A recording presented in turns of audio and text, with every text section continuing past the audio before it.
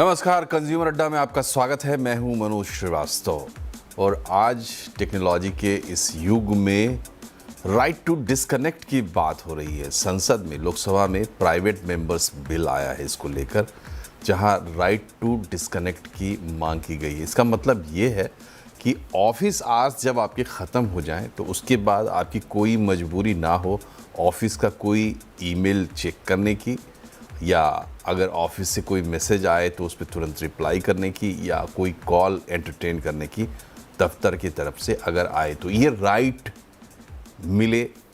इसके लिए एक प्राइवेट मेंबर बिल रखा है एनसीपी की सुप्रिया सूले ने। पहले भी वो कोशिश कर चुकी हैं। इसके साथ साथ एक दो और बिल्स भी, प्रोविज़न्स भी उन्होंने फॉरवर्ड किया है संसद के सामने। तो संसद चूँकि सबसे बड़ा मंच है देश में, वहाँ इस पर चर्चा होनी चाहिए, होगी। लेकिन हम इस पर चर्चा करना चाहते हैं कि जो कामकाज का माहौल है हमारे देश में एम्प्लॉयज़ के लिहाज से और एम्प्लॉयर्स के लिहाज से, इसके क्या मायने हो सकते हैं कि आपकी ड्यूटी अगर 8 घंटे की है तो 8 घंटे के बाद आप फ्री हों अपनी आम जिंदगी के लिए और ऑफिस के बारे में आपको कोई चिंता करने की ज़रूरत ना पड़े। एक तो ये है कि कुछ जगहों पर काम ही ऐसा होता है कि ड्यूटी आवर्स के बाद आपकी ज़रूरत नहीं पड़ती और आपको कांटेक्ट नहीं किया जाता। लेकिन कई ऐसे काम हैं जहाँ पे ऑफिस आवर्स का कुछ खास महत्व होता नहीं। कभी भी आपके पास कॉल आ सकती है या मेल आ सकती है, तो एक तरीके से आपको उसमें इंगेज रहना पड़ता है। हमेशा मेल चेक करते रहें, आजकल व्हाट्सएप है तो व्हाट्सएप चेक करते रहें, और अगर कोई ज़रूरत पड़े कहीं से फ़ोन आ जाए तो आ ही सकता है। ऐसी स्थिति में बात सिर्फ राइट की नहीं है, बात वर्क लाइफ बैलेंस की भी है। एक इंडिविजुअल की ज़िंदगी कैसे चले काम करते हुए, इसकी भी है। इस पर आज हम चर्चा करेंगे। कुछ एक्सपर्ट्स से आपको मिलवाते हैं। मार्चिंग शीप की फाउंडर और सीईओ सोनिका एरॉन हैं हमारे साथ। साथ ही आप पहले भी देख चुके हैं, जीनियस कंसल्टेंट्स के सीएमडी आरपी यादव साहब हैं, और साथ ही प्लेसकॉम के फाउंडर विशाल सूद भी हमारे साथ होंगे। आरपी यादव साहब, स्वागत है आपका। बताइए, ये जो राइट टू डिस्कनेक्ट की बात चल रही है, बिल आया, प्राइवेट मेंबर बिल है, वो कानून बनेगा इसकी संभावना बहुत कम है, लेकिन चर्चा में आ रहा है। भारत के पर्सपेक्टिव में आप इसको कैसे देखते हैं? थोड़ा अगर प्रैक्टिकल होकर सोचे तो।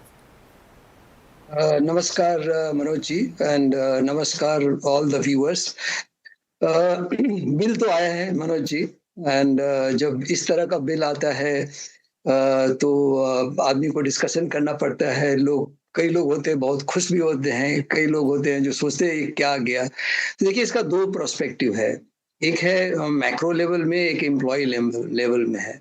अगर एम्प्लॉय लेवल में देखें तो पहला जो हम लोग को झटका लगा, या इसके पहले भी कुछ लगा है, जो पुणे में एक एम्प्लॉय था जो ईएनवाई में काम करता था और उसको स्ट्रेस के कारण से वो सुसाइड कर दिया। So that was the bell ringing in the industry कि इतना स्ट्रेस है और इसको क्या किया जाए। तो एम्प्लॉय एंगल से देखिए, डेफिनेटली राइट टू डिस्कनेक्ट जो ये एक्ट आ रहा है या लॉ आ रहा है, ये definitely will benefit to employees, क्योंकि उसको ड्यूटी आवर्स के बाद में कनेक्ट नहीं करना है, ईमेल नहीं जाएगा, फोन नहीं जाएगा, डिजिटल से कोई कनेक्ट नहीं होगा। उनकी लाइफ, वर्क लाइफ बैलेंस अच्छी होगी। वो थोड़ा फ्रेश होंगे, नेक्स्ट डे आएंगे, अच्छा से काम करेंगे, प्रोडक्टिविटी बढ़ेंगे। So this is the one sided of thinking, but अगर हम मैक्रो लेवल में हम अगर देखें तो मैक्रो लेवल में देखिए, पहला चीज तो ये है कि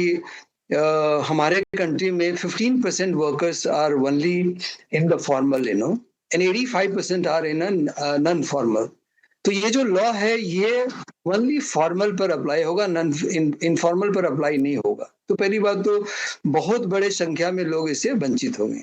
दूसरा, हमारी जो कंट्री है उसमें अभी भी हम तकरीबन 80 करोड़ पीपल को सब्सिडाइज करते हैं in terms of food and various economic subsidy देते हैं। तो इस अवस्था में ये स्टेप लेना चाहिए। I think this is need to be thought. हमारी जो कंट्री है, हमने ये सोचा है कि by 2047 we should be second largest economy, हमारे जीडीपी ज़्यादा होना चाहिए। और हमारी कंट्री की जो इनकम है, अगर आप आईटी देखें तो हमारे आईटी में लोगों को इसलिए पसंद किया जाता है कि हमारे कंट्री के लोग जो जाते हैं बाहर में, वो काम करते हैं, ज़्यादा काम करते हैं। उनको जैसे बोला जाए, compare to the European American, हमारे लोग ज़्यादा प्रोडक्टिव होते हैं, ज़्यादा मन से काम करते हैं, ज़्यादा मेहनत करते हैं, तो जिस कारण से हमारा ज़्यादा डिमांड है। हमारी जो इकोनॉमी है उसमें तकरीबन 50% योगदान है हमारे सर्विस इंडस्ट्री की। अब ज़्यादातर जो कनेक्ट करने की ज़रूरत होती है, वो सर्विस इंडस्ट्री में होती है। देखिए, मैन्युफैक्चरिंग में तो फैक्ट्री है, वहाँ लोग काम करते हैं, काम करे चले गए, उसके बाद में कनेक्ट नहीं है। बट जहाँ पर बीपीओ है, कॉल सेंटर्स है, आपको टेलीकॉम इंडस्ट्री है, जितने भी बैंकिंग है, सारे इंडस्ट्री जो सर्विस इंडस्ट्री होते हैं, जिसमें ट्राइपार्टाइट होता है, जिसमें एक एम्प्लॉय होते हैं, एक एम्प्लॉयर होता है और एक क्लाइंट होते हैं। तो जब हम क्लाइंट का काम करते हैं तो हमें कुछ न कुछ पेंडिंग काम रहता है, उसके कारण से कनेक्ट करते हैं, तो उस पर भी इफ़ेक्ट आएगा। तो ये जो मैक्रो लेवल में अगर देखें तो इसका डेफ़िनेटली इम्पैक्ट आ गया, बट अगर हम एम्प्लॉयी एंगल से हम देखें तो definitely it is a beneficial to them. और हमारे सामने कुछ उदाहरण भी हैं। ये देखिए, सिर्फ़ यूरोपियन कंट्री में ज़्यादातर अप्लाई हुआ है। कुछ ऑस्ट्रेलिया में हुआ है, ये 2 जगह है जहाँ पर ज़्यादा एप्लीकेशन हुआ है। अदरवाइज़ अमेरिका हुआ या कनाडा हुआ या एंटायर एशियन कंट्री हुए, कहीं भी ऐसा अभी तक एप्लीकेबल नहीं हुआ है। तो ये टाइम बताएगा कि क्या होगा जी जी। Ultimately, but definitely it will give a work life balance वैसे गुड भी टू बहुत बड़ा देश है हमारा यादव जी, और इस देश में अनेक तरह की स्थितियां परिस्थितियां हैं। जैसा कि आपने कहा कि फॉर्मल सेक्टर पे अप्लाई होगा और दायरा बहुत ही कम होगा उस लिहाज से अगर आप देखें तो। लेकिन बात यहाँ ये है कि जो पूरा इकोसिस्टम देश में बन रहा है उसमें एम्प्लॉयज़ की बात नंबर 1। नंबर 2 कि जब आप कानून की बात करते हैं तो एक्सट्रीम केसेस को कंट्रोल करने के लिए कानून काम आता है। जैसे कि एग्जाम्पल भी यादव जी ने दिया, वो यही था कि वर्क प्रेशर के चलते किसी की जान गई। ये एक्सट्रीम प्रेशर है, एक्सट्रीम सिचुएशन है, तो कानून भी इसको कर्व करने के लिए आता है। कानून आने का मतलब ये नहीं है कि अब 8 घंटे के बाद कोई किसी को कुछ पूछेगा ही नहीं। लेकिन सवाल ये है कि 8 घंटे के बाद भी, यानी ड्यूटी आवर्स के बाद भी, अगर आप पर इतना दबाव आता है कि वो आपके लिए परेशानी का सबब बन जाता है, नंबर 1। नंबर 2 कि एम्प्लॉयर का जो हाथ जो है इंडिया में हमेशा मजबूत रहा है और अभी भी बहुत मजबूत है, तो एम्प्लॉयज़ की बात कैसे होगी। सोनिका जी, ये बताइए कि ये जो पूरा मामला उठा या इस तरीके की बातें बीच बीच में हम कहीं कहीं से लेके आते हैं, विदेशों का एग्जाम्पल देके वगैरह वगैरह, तो इसकी ज़रूरत क्यों पड़ती है? और सिर्फ एक्सट्रीम्स की बात हम ना करें तो नॉर्म जो होता है, जो नॉर्मल सिचुएशन है, वर्किंग की कंडीशंस हमारे यहाँ, क्या उसमें इस तरीके की बात थी कि ऐसी किसी चीज़ की मांग हो जाए या गुंजाइश बन जाए? तो देखिए, सबसे पहले ये वर्क लाइफ बैलेंस का जो इशू है एम्प्लॉयज के लिए, ये इशू राइट आइडेंटिफाई हुआ है, क्योंकि कहीं भी जब हम काम करते हैं तो देर आर सिचुएशंस जब के वर्क प्रेशर बहुत ज्यादा होता है। अब जैसे अगर आप कोई कंज्यूमर कंपनी ले लीजिए, बीपीओज वगैरह की नहीं भी अगर बात करूं, तो कंजम्पशन जब ज्यादा बढ़ता है त्योहार के टाइम पे या सेल होती है, तो उस टाइम पे एम्प्लॉयज पे बहुत प्रेशर हो जाता है। लेकिन जो ये तरीका ढूंढा जा रहा है कि एक्ट बना दिया जाए, ये मेरे को ठीक नहीं लगता। और वो मैं बताती हूँ क्यों ठीक नहीं लगता। क्योंकि एक्ट जो है वो एक तो इम्प्लीमेंट कैसे होगा, कब होगा, आप उसको कैसे डिफाइन करेंगे, क्योंकि कुछ कुछ ऐसी सिचुएशंस आएंगी जहां पर हमको एम्प्लॉय को, किसी भी एम्प्लॉयर को या मैनेजर को एम्प्लॉय को कॉल करके हो सकता है कुछ पूछना पड़े। तो वो सिचुएशन में एम्प्लॉय ये ना बोले कि मैं तो नहीं फोन उठाऊंगी या उठाऊंगा क्योंकि ये तो एक्ट आ गया, ये तो मेरा राइट है। लेकिन जो दिक्कत एक्चुअली है वो अभी भी कहीं पर एड्रेस नहीं हो रही है, और वो ये है कि एम्प्लॉयज से काम कैसे करवाना है। वो जो एक कल्चर होना चाहिए कंपनी में जहाँ पे एम्प्लॉय को रिस्पेक्टफुली उसके साथ काम करा जाए, उसको एनेबल करा जाए, वो जब घर जाएँ उनको बेवजह परेशान ना किया जाए। एक ऐसा कल्चर ना हो कि अगर बॉस बैठे हुए हैं ऑफिस में तो सबको ऑफिस में बैठना है। ये सारी चीज़ें जो हैं अगर कॉर्पोरेट सेक्टर उसको एड्रेस करे तो हमको इस एक्ट की ज़रूरत नहीं है। तो मुझे ऐसा लगता है कि ये नौबत आई इसलिए है कि कहीं पर हम लोग ग्रो इतनी फास्ट कर रहे हैं कि मतलब कॉर्पोरेट्स में लोग को इतनी जल्दी-जल्दी प्रमोशन बन के मैनेजर्स बन रहे हैं, लेकिन उनको किस तरह से लोगों के साथ डील करना है, उनकी प्रॉब्लम्स कैसे सॉल्व करनी है, उनको कैसे रिस्पेक्टफुली ट्रीट करना है, वो ट्रेनिंग नहीं दी जा रही। तो मेरे ख्याल से एक्ट से कुछ नहीं होगा, इस लेजिस्लेशन से कुछ नहीं होगा, इससे और प्रॉब्लम्स बढ़ेंगी। छोटी-छोटी बातों पे कंप्लेंट्स आएँगी, छोटी-छोटी बातों पे कॉन्फ्लिक्ट आएगा। लोगों की ओनरशिप और जो अभी एक जज़्बा है ना कि हाँ, ये मेरा काम है, ये मेरी कंपनी है और इससे मेरे को भी फ़ायदा होता है क्योंकि जब मैं अच्छा काम करती हूँ, तो मेरी तनख्वाह बढ़ती है। मुझे अच्छा इंक्रीमेंट मिलेगा, वो खत्म हो जाएगा। फिर आप कैसे प्रोडक्टिविटी ड्राइव करेंगे? ठीक बात तो है। तो ये सोचा नहीं है पूरी तरह से मेरे ख्याल से इसका सॉल्यूशन कहीं और है और हम कहीं और ढूंढ रहे हैं। जी बिल्कुल, क्योंकि प्रॉब्लम हम देखते नहीं है। जब हम प्रॉब्लम नहीं देखते हैं तो उसका उचित सोल्यूशन नहीं ढूंढते। जब सोल्यूशन नहीं ढूंढते हैं, प्रॉब्लम बड़ा हो जाता है, एक्सट्रीम केसेस हमारे सामने आते हैं और फिर हम एक्सट्रीम सोल्यूशंस भी लेके आते हैं। और प्रैक्टिकली बात यह है कि देखिए, भारत के जो आप आईटी का ही एग्जांपल ले लीजिए। आईटी सेक्टर से जो टैलेंट हमारे यहाँ से निकल रहा है वो यूरोप में जाके और काम कर रहा है। क्यों कर रहा है? क्योंकि यूरोप में उन कंट्रीज़ में राइट टू डिस्कनेक्ट लागू है। इस वजह से वहाँ के जो लोकल लोग हैं, जो वहाँ के वर्कर्स हैं, वो अपने राइट का इस्तेमाल करते हैं और वहाँ के एम्प्लॉयर्स को लगता है कि भारतीय लड़कों को अगर लाया जाएगा तो इसमें थोड़ी सी सुविधा होगी। तो चीज़ें कई तरीके से एक्ट करती है। विशाल जी, ये बताइए आपके क्या विचार हैं इस पर, और जो एक रिलेशनशिप एम्प्लॉयर और एम्प्लॉय की होनी चाहिए उसमें, उसके ऊपर क्या हम थोड़े इग्नोरेंट है जिसकी वजह से ऐसे इश्यूज जो है पॉपअप करते हैं? मैं काफी हद तक जो अभी मैम ने जो बोला, मैं काफी हद तक उससे सहमत हूँ कि प्रॉब्लम कहीं और है और उसका सोल्यूशन हम कोई और ढूंढ रहे हैं। ये जो रेगुलेशन है, इसमें अजम्पशन ये है कि एम्प्लॉय और मैनेजमेंट अलग अलग है। फैक्ट ये है कि सबका काम एक दूसरे से जुड़ा हुआ है। अगर एम्प्लॉय का काम खत्म नहीं हो रहा है या एक कॉल उठाने से बाकी लोगों का काम रुका हुआ है, तो उस पूरे सिनेरियो को जब हम ये, क्योंकि अभी तो रेगुलेशन एक प्राइवेट मेंबर प्रेजेंटेड रेगुलेशन है, मोस्ट ऑफ द टाइम्स ये बिल बनते भी नहीं है, पर इसकी डिटेल में जाने की जरूरत है। और जहां तक रेगुलेशन की बात है कि किसी एम्प्लॉय का शोषण ना हो, वो ऑलरेडी रेगुलेशन इन प्लेस है। आप अगर ये बोल दो कि 6:30 के बाद कॉल नहीं उठाना है और उसके अंदर आप काफी सारी फ्लेक्सिबिलिटी दे दो कि भाई सर्टेन टाइम पहले डिसाइड किया जाएगा, सर्टेन नॉर्म्स डिसाइड किए जाएंगे, तो होगा क्या? कंपनी जब किसी को हायर करेंगी, दो चीजें कर सकती हैं वो। या तो वो ये बोले कि जो बंदा हमें अंडरटेकिंग देगा हम सिर्फ उसी को हायर करेंगे, या पीरियड ही वो अपने स्टैंडर्ड ऐसे कर देंगे।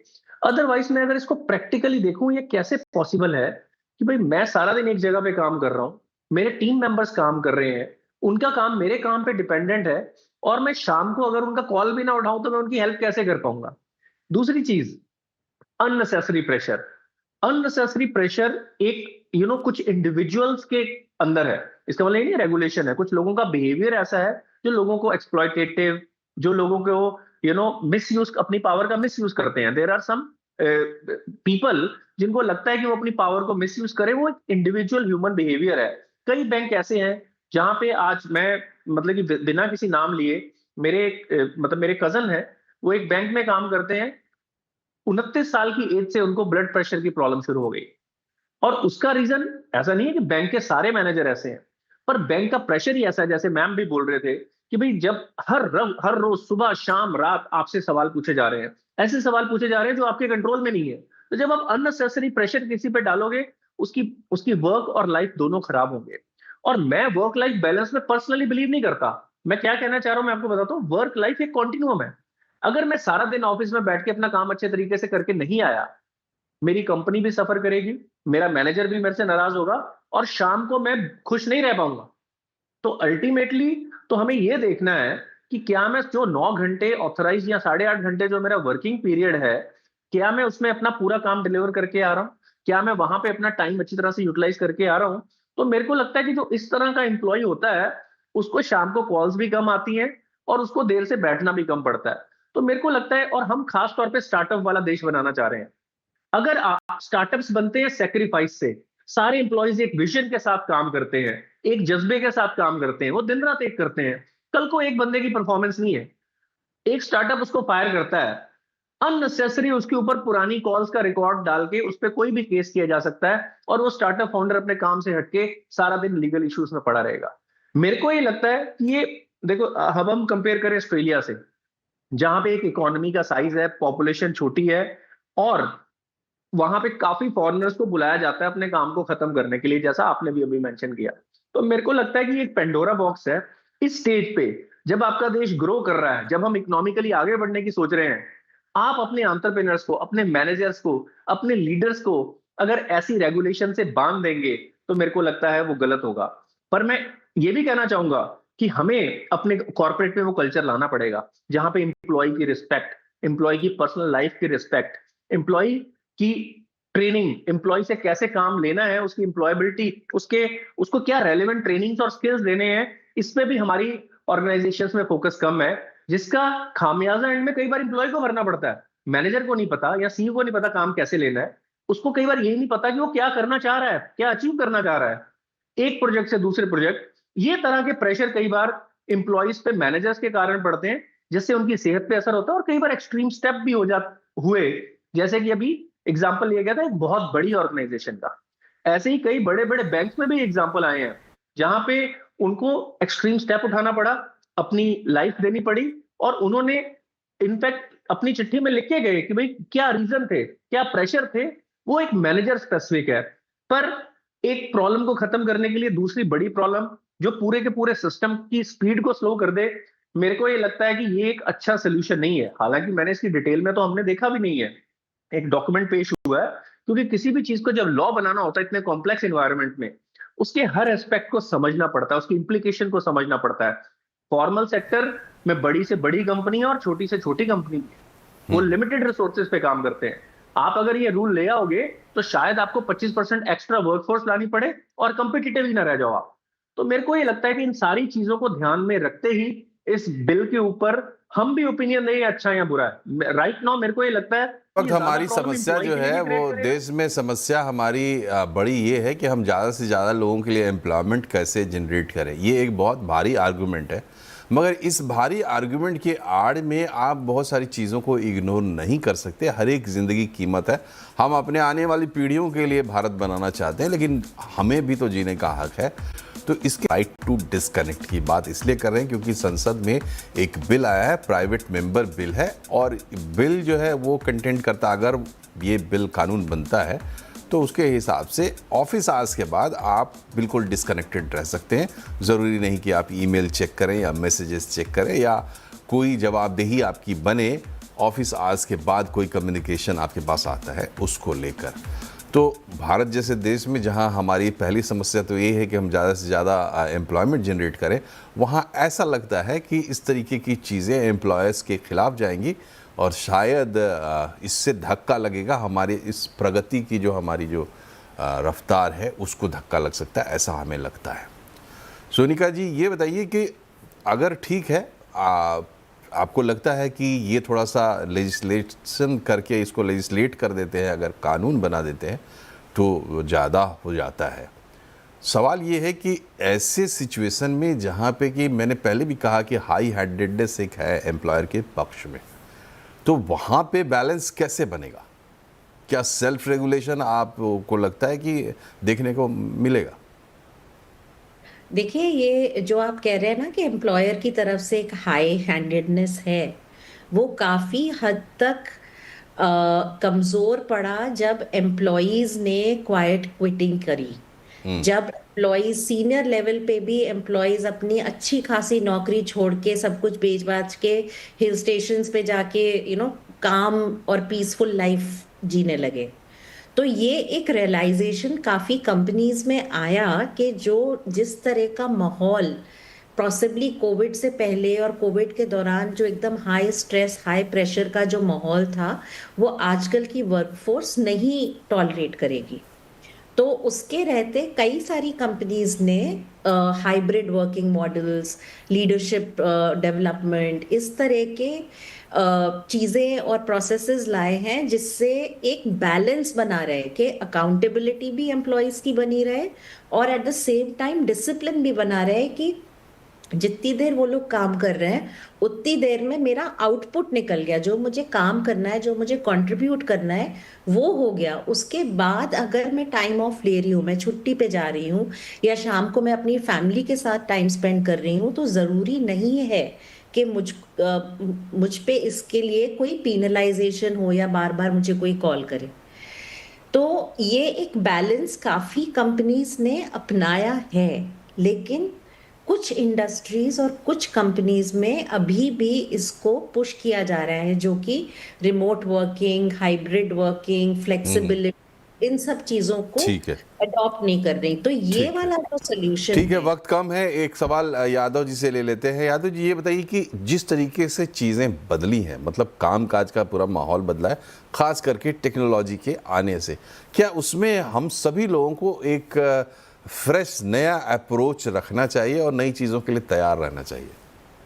देखिए, अभी जो हमारी जो नई टेक्नोलॉजी है, इसमें दोनों तरफ से काफ़ी एडवांटेज है, एम्प्लॉयर को भी, एम्प्लॉइज़ को भी। पहले ज़माने में हम क्या था, हमारे पास में मेल नहीं आते थे, हमारे पास में एसएमएस नहीं था, व्हाट्सएप नहीं था, बहुत सारा डिजिटल चीज़ें नहीं थी। इसके कारण से जो काम मिनट में हो सकता था, वो शायद 1 दिन लगता था। अगर हमें इंटरव्यू करना पड़ता था, तो हम एक सिटी से दूसरा सिटी में जाते थे या दूसरा सिटी से हम बुलाते थे यहाँ पर। लेकिन आज के ज़माने में बिकॉज़ ऑफ टेक्नोलॉजी हम बहुत सारा काम टेक्नोलॉजी के बेस्ड में कर लेते हैं। तो अगर हम टेक्नोलॉजी का बेस में करते हैं, तो कंपनी हमें ये भी सुविधा देती है एम्प्लॉइज़ को कि आप घर से भी उसको कर सकते हैं, आप ट्रेन में भी बैठ के कर सकते हैं, गाड़ी में भी बैठ के कर सकते हैं। तो ये तो सुविधा ऑलरेडी है। दूसरी जो सुविधा है आज के टेक्नोलॉजी के ज़माने में, जो हाइब्रिड घर में से काम करना, वर्क फ्रॉम होम है। I think by and large most of the company में भी वर्क फ्रॉम होम का प्रावधान रखा हुआ है। किसी ने 4 दिन का रखा है, किसी ने 10 दिन का रखा है, कोई 15 दिन का रखा है, लेकिन बाय एंड लार्ज मोटा-मोटी लार्जर कंपनी हाइब्रिड में है। तो ये सब जो ज़्यादातर जो सुविधा दिया गया है, इसमें काफ़ी इम्प्रूवमेंट हुआ है वर्क लाइफ बैलेंस का, पर्टिकुलरली आफ्टर हमारे पैंडेमिक के बाद में। और एम्प्लॉयर भी समझे कि ये देना होगा, एम्प्लॉय भी समझता है कि ये हमें, ये हमारा चलिए, अधिकार वक्त की है। कमी है यादव साहब, इसलिए आपको बीच में रोक रहा हूँ, लेकिन घुमा फिरा के बात वहीं पहुँचती है कि प्रैक्टिकल लेवल पे अगर आप थोड़ा प्रैग्मेटिक रहे, थोड़ा प्रैक्टिकल अप्रोच के साथ आप काम करें, तो एम्प्लॉयर्स हो या एम्प्लॉयज़, इस तरीके की प्रॉब्लम नहीं आती। दूसरी बात ये है कि ये प्राइवेट मेंबर बिल है, हो सकता है कि आने वाले समय में, क्योंकि आप देखिए 4 लेबर कोड भी हमारे लागू हो गए, तो अगर इस तरीके का कोई प्रोविज़न बनता भी है तो उसके प्रति हम बिल्कुल इतने ज़्यादा नेगेटिव भी नहीं हो सकते, और कई जगहों पर ये हुआ है, तो आज नहीं तो कल यहाँ भी होगा। हाँ, वो सभी सेक्टर्स को टच करेगा, अफेक्ट करेगा, ऐसा भी नहीं लगता है। आप सभी मेहमानों का बहुत बहुत शुक्रिया हमसे जुड़ने के लिए। प्रोग्राम में फ़िलहाल इतना ही। नमस्कार।